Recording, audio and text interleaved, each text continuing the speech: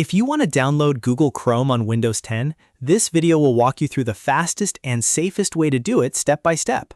Whether you're setting up a new PC or just want a better browser, Chrome is one of the most popular choices because it's fast, easy to use, and works great with Google services. And before we get started, if this tutorial helps you out, make sure to hit the like button and subscribe for more simple tech guides just like this. Now, let's jump right in.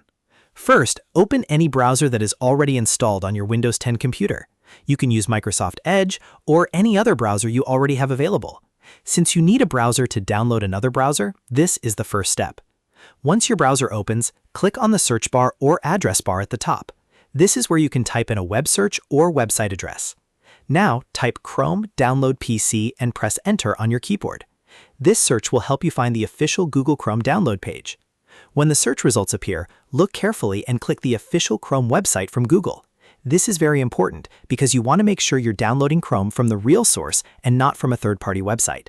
The official Google result is usually easy to spot, so take a second to confirm it's the correct one. After the official website opens, you should see a Download Chrome button. Go ahead and click that button. If a confirmation prompt appears, just confirm the download so it can continue. At this point, the installer file will start downloading to your computer. Depending on your internet speed, this may take a few moments. Once the download is finished, you can open the installer and follow the on-screen steps to complete the installation.